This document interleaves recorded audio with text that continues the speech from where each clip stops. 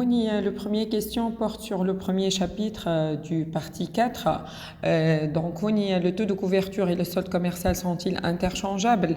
Donc, les taux de couverture liés à l'exportation à l'importation fois 100. Le solde commercial, c'est l'exportation moins l'importation. Donc, question sont-ils interchangeables? Est-ce qu'on peut changer entre ces deux indicateurs? Bien sûr, la réponse et non, puisque le taux de couverture et le solde commercial ne sont pas interchangeables. La justification, le solde commercial, il est exprimé en unité monétaire, c'est-à-dire un solde commercial de la Tunisie, mais je n'ai pas exprimé en millions de dinars. Par contre, le taux de couverture, il est exprimé en pourcentage. Donc, solde commercial. Le point de différence c'est la différence entre exportation moins importation. Donc, c'est la différence entre exportation et importation, puisque le formule est X moins M. Où le taux de couverture, c'est le rapport entre l'exportation et l'importation. Le point de différence les soldes commerciales montrent si les recettes d'exportation dépassent ou non les dépenses d'importation. On dépasse puisque supérieur ou inférieur. Par contre, le taux de couverture donc montre si les recettes d'exportation couvrent ou non les dépenses d'importation. Deuxième question, dans quel cas un excédent commercial est un signe de bonne santé de l'économie? Donc, un excédent commercial lorsque le solde commercial est positif, c'est-à-dire les exportations sont supérieures aux importations. Donc, le premier cas, un excédent commercial est un signe de bonne santé de l'économie s'il résulte des hausses des exportations ou l'exportation suite à l'amélioration de la compétitivité prix et hors prix des produits nationaux. Donc, c'est le premier cas. Le deuxième cas, un excédent commercial est un signe de bonne santé de l'économie, bien sûr qui fait une baisse des importations suite au ralentissement de l'activité économique. Deuxième question, un déficit commercial est-il toujours un signe de mauvaise santé de l'économie? Donc, puisque femme qu'elle toujours, nécessairement, elle peut-on affirmer, voilà, dans quelle mesure? Donc, c'est une question nuancée. Donc, je ne dis les un déficit commercial lorsque le solde commercial est négatif, c'est-à-dire que les exportations sont inférieures aux importations. Donc, là où les donc un déficit commercial est un signe de mauvaise santé de l'économie, bien sûr s'il résulte d'une faible compétitivité ou quel que soit prix et hors prix de l'économie, donc une baisse des exportations. Le deuxième cas, un déficit commercial est un signe de bonne santé de l'économie s'il résulte d'une hausse des importations telles que les importations des machines de haute technologie, favorisant l'augmentation de la production, stimulant ainsi la croissance économique. Donc, première question concernant la deuxième partie, les mutations des structures économiques. Donc, identifier le niveau de vie, puis présenter les différents facteurs qui le déterminent. Donc, les intermédiaires de définition au niveau de vie, qui est l'ensemble des biens et services, quels que soient les services marchands et non marchands, essentiellement les services non marchands qui sont fournis par l'État à titre gratuit ou quasi gratuit, qu'un individu ou un groupe d'individus peut avoir accès, et c'est une notion quantitative. Donc, on y a la définition d'un niveau de vie. Les déterminants ou les facteurs qui influent sur le niveau de vie, premier déterminant, c'est le pouvoir d'achat ou ce qu'on appelle le revenu réel, ou les définitions, c'est la quantité des biens et services qu'un individu peut acquérir ou l'acheter à l'aide de son revenu nominal, c'est-à-dire son salaire, et en tenant compte de l'évolution des prix. Donc, il y a un déterminant et un niveau de vie qui est le pouvoir d'achat. Le deuxième déterminant, ce sont les avantages sociaux tels que les revenus de transfert. Dans le الدولة تعطي des allocations familiales, des pensions de retraite, chômage, etc. Ou ils aident à des services non marchands tels que santé ou l'éducation. Troisième facteur, c'est le patrimoine. Le patrimoine, c'est l'ensemble des biens que possède un individu, donc tels que l'héritage, les bijoux, mais elle peut contenir également les dettes envers les tiers et un idiot. Donc le patrimoine, est surtout إذا فما أملاك, possession et héritage. Quatrième question qui concerne la troisième partie, montrer que le développement est un concept évolutif ou une notion évolutive. Donc, il a les presque le partie de développement durable. Donc, نبداو بالأول notion اللي هي le développement qui est apparu au début du 19e siècle. واللي احنا نعرفوا اللي الديفلوبمون ما يكون موجود الا ما فما les ressources de la croissance économique. يعني la croissance économique est la base du réalisation du développement, puisque sans croissance il n'y aura pas de développement.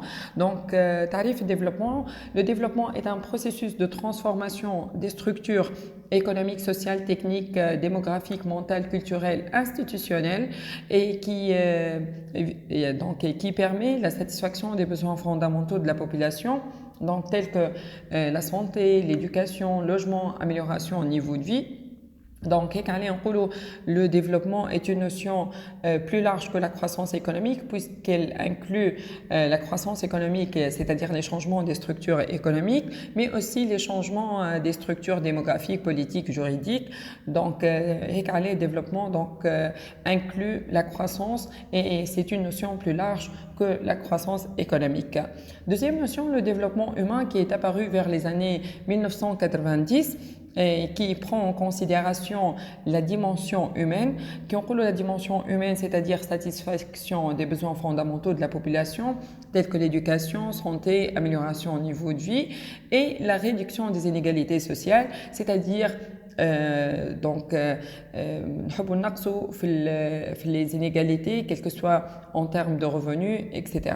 Donc, il vise à assurer une équité intragénérationnel, يعني في نفس الجينيراسيون, quelle que soit la satisfaction des besoins fondamentaux, quelle que soit la réduction des inégalités sociales. Troisième notion, le développement humain durable ou soutenable qui est apparu vers les années 1995 et qui prend en considération non seulement la dimension humaine, mais aussi la dimension environnementale, ou qui inclut la dimension environnementale, c'est-à-dire la protection de l'environnement naturel, non seulement pour les générations présentes, mais aussi pour les générations futures. C'est-à-dire que le développement humain durable ou soutenable vise une équité intragénérationnelle, ou qui inclut intragénérationnelle, et génération, dans la même génération, et une équité intergénérationnelle entre des générations différentes.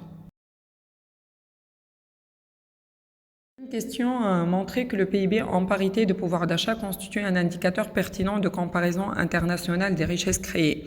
هوني لازم التلميذ يعرف le PIB en parité de pouvoir d'achat هو l'indicateur le plus pertinent pour effectuer une comparaison dans l'espace entre deux pays. Donc, وكي نقارنوا le PIB en parité de pouvoir d'achat, bien sûr, on va le comparer avec le PIB en monnaie internationale. Donc, هوني réponse à cette question. Le PIB est évalué en parité de pouvoir d'achat dans l'objectif de comparer de manière plus réaliste, pertinente ou fiable les richesses en éliminant la différence des structures des prix entre les pays, c'est-à-dire que le PIB en parité de pouvoir d'achat يخرج supposition les 1 dollar est égal à 1 euro par exemple.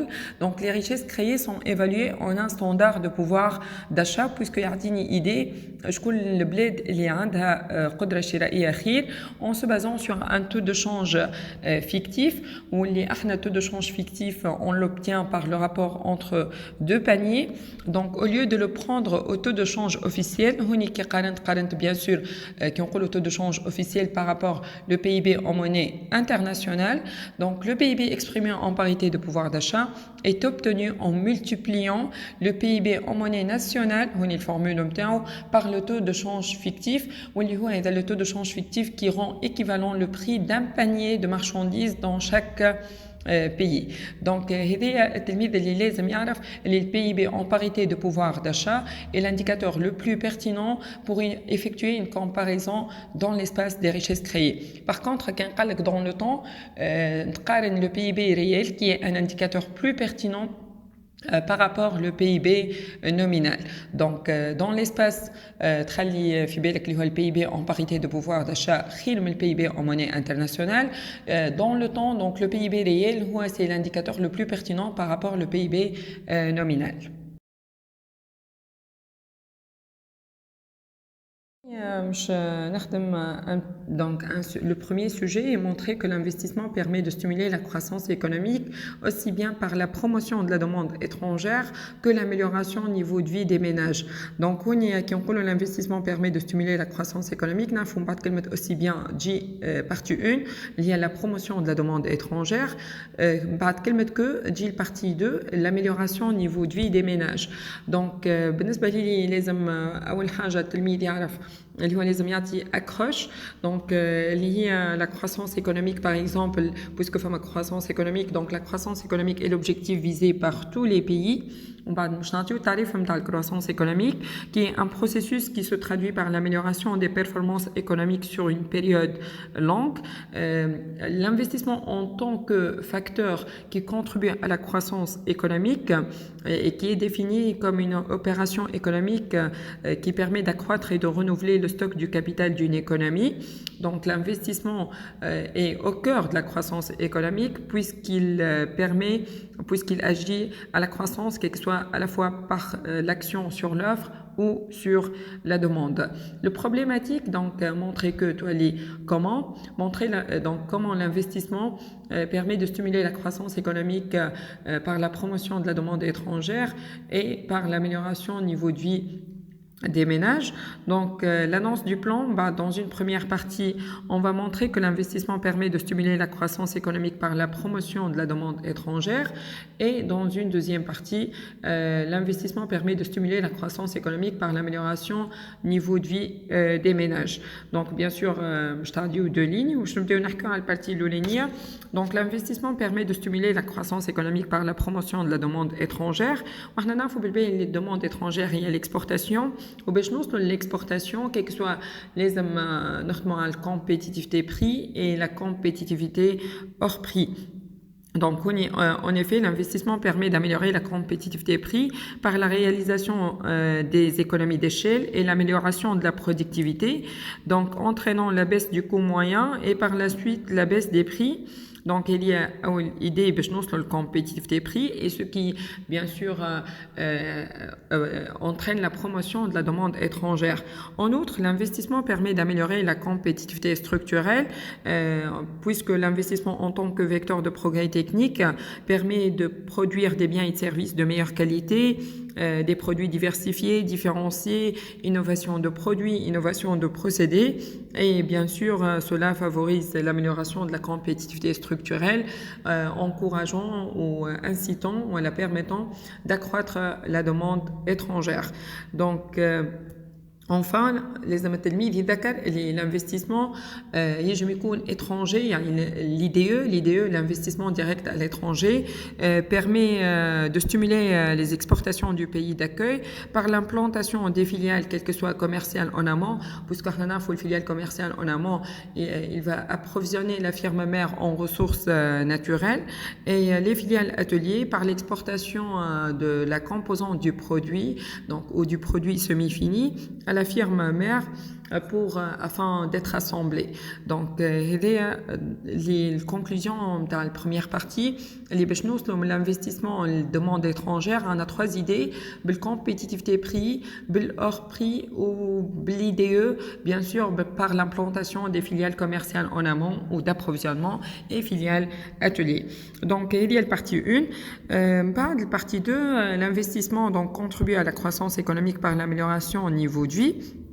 Donc, en effet, qui on parle au niveau de vie, l'amélioration au niveau de vie, c'est-à-dire la hausse de la consommation.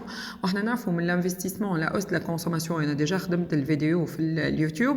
On a 5 idées de l'investissement en consommation. Je vais les rappeler, mais je ne vais hausse de la consommation. Juste, je vais remplacer hausse de la consommation par l'amélioration au niveau de vie. Donc, l'idée de l'ENIA par son effet multiplicateur sur les revenus. Donc, une variation de l'investissement entraîne une variation plus que proportionnelle des revenus. C'est l'effet multiplicateur de l'investissement.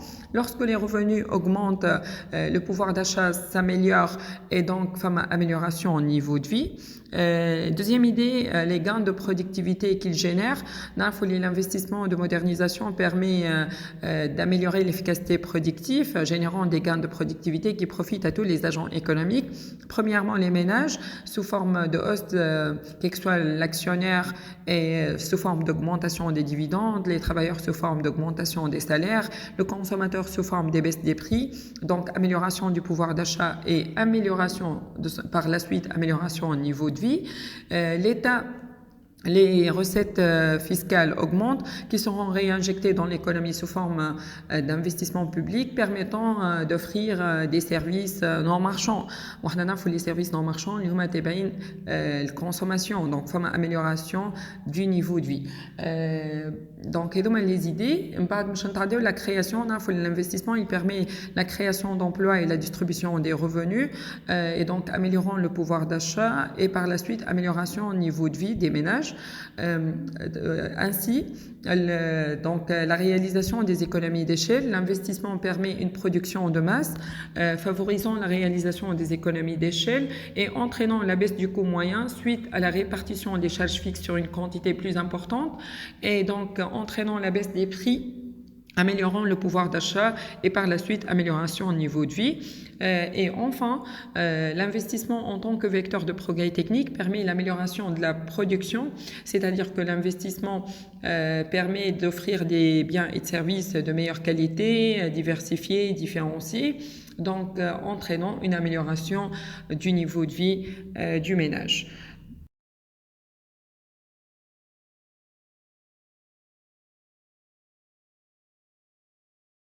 Sujet numéro 2, montrer que pour le pays d'accueil, l'investissement direct à l'étranger stimule la croissance économique, donc bien sûr la croissance économique du pays d'accueil, et que celle-ci, donc la croissance économique entrave, c'est-à-dire empêche le développement dans sa dimension humaine.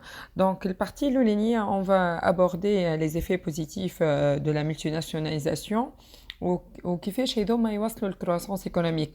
Donc premièrement par la création d'emplois et la distribution des revenus. نعرفوا كل ما فما création d'emplois ou فما revenus, فما amélioration du pouvoir d'achat, ce qui permet une amélioration au niveau de vie et ce qui dynamise la croissance économique. Deuxièmement, par l'apport des capitaux, donc la multinationalisation est une source importante de financement qui permet de combler l'insuffisance de l'épargne. يعني الفلوس مش تحط في les comptes d'épargne et ce qui permet ou ce qui encourage les investissements, entraînant l'accroissement des richesses créées et donc ce qui favorise la croissance économique. Troisièmement, l'apport de technologie. Les pays hôtes profitent du transfert technologique et il permet de rattraper leur retard technologique, améliorant l'efficacité productive et ce qui favorise l'accroissement des richesses créées et renforçant la croissance économique. Enfin, l'amélioration du solde commercial, donc l'implantation de la multinationale dans le pays hôte permet une amélioration du solde commercial par l'augmentation des exportations, par l'implantation des filiales commerciales d'approvisionnement et des filiales ateliers, et la diminution des importations par les filiales relais. Donc l'amélioration du solde commercial favorise la croissance économique. Deuxième partie, la croissance économique ne favorise pas le développement dans sa dimension humaine par les coûts humains qu'elle engendre, c'est-à-dire que la croissance économique compromet la santé puisqu'elle engendre des maladies physiques et mentales liées aux conditions du travail, telles que le cancer, maladies cardiovasculaires, maladies nerveuses et mentales. Et elle engendre également la croissance économique, les inégalités sociales, telles que les inégalités des revenus et les inégalités devant l'emploi. Donc, commençons par les inégalités des revenus, qui sont constatées puisque l'accroissement des richesses ne profite pas de la même manière à toute la population. Certains travailleurs ou certaines personnes souffrent de la faiblesse de leurs revenus, ce qui entraîne de plus en plus la pauvreté et surtout pour les exclus de la croissance économique. Ainsi, les inégalités devant l'emploi, donc la croissance économique n'est pas toujours créatrice d'emplois, elle peut engendrer une destruction d'emplois. En effet, au cours de la croissance, l'évolution des techniques de production qui a entraîné la substitution, c'est-à-dire le remplacement du travail par le capital, d'où la vulnérabilité de certains travailleurs au chômage, يعني فما بعض الخدامة مش نلقاوهم مهددين بالchômage, qui est constaté entraînant une faible employabilité et surtout les travailleurs sans formation, ayant une qualification dépassée ou inadaptée aux besoins des entreprises ou ayant un contrat à durée déterminée. Donc, et donc, la croissance économique ne favorise pas le développement dans sa dimension humaine. Question montrer que la multinationalisation n'est pas sans limite pour le pays d'accueil. Donc, il يقول لك n'est pas sans limite, يعني احنا باش نحكيو على les limites de la multinationalisation sur le pays d'accueil, c'est-à-dire les effets négatifs de la multinationalisation sur le pays d'accueil. اللي هما ثلاثة. أول حاجة نعرفوا les multinationales, donc les firmes multinationales مش يخدموا في البيت d'accueil, mais الفلوس نتاعهم ماهيش باش تقعد غادي مش تحول للبي d'origine. Donc, فما sortie de devises, les revenus seront rapatriés au profit du pays d'origine. Et le premier inconvénient. Deuxième inconvénient, la domination économique et technologique. En effet, la multinationalisation constitue un risque au pays hôte de devenir en dépendance à les capitaux étrangers ou les technologies. Ou bien sûr, elle devient à la merci des décisions prises par la multinationale. Et le deuxième inconvénient. Troisième inconvénient, un risque d'opposition entre le pays d'accueil et le pays d'origine, puisque le masalah madarbin, donc à cause de la divergence des intérêts, puisque les intérêts sont contradictoires entre le pays d'accueil ou le pays d'origine. Par exemple, le pays d'origine cherche un pillage des ressources et surexploitation du main-d'œuvre. Par contre, le pays d'accueil cherche la protection de l'environnement naturel et un travail digne.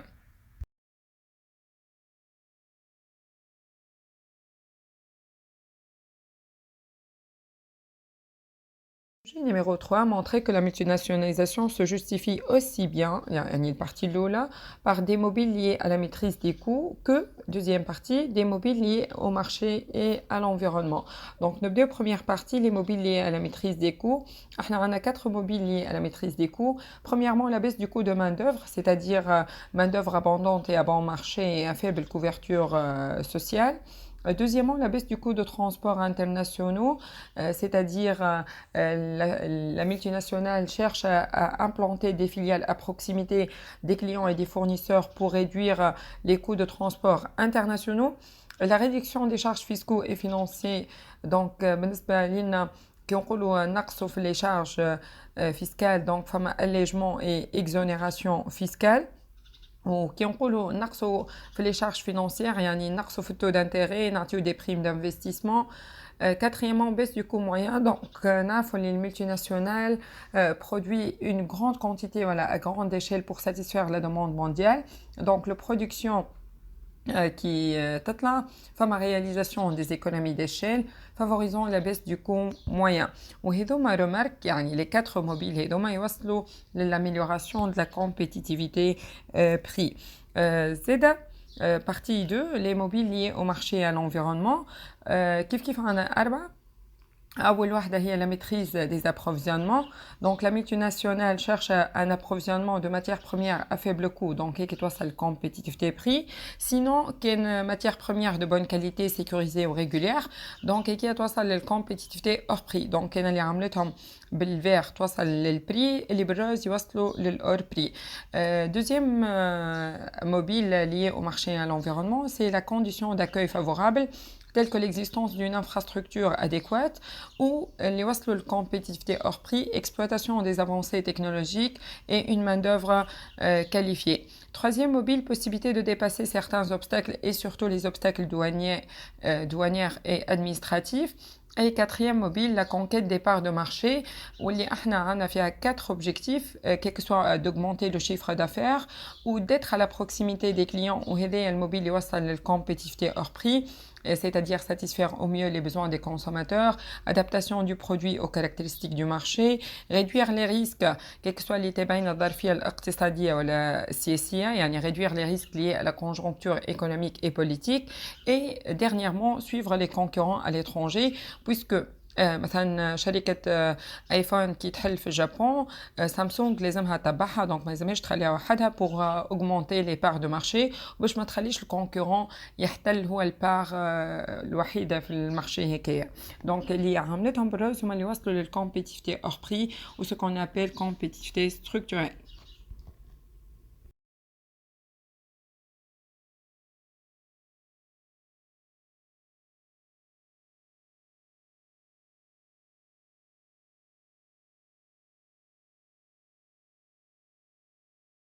Merci pour votre attention. N'oubliez pas de cliquer sur le bouton s'abonner et d'activer la cloche de notification pour suivre les prochaines vidéos.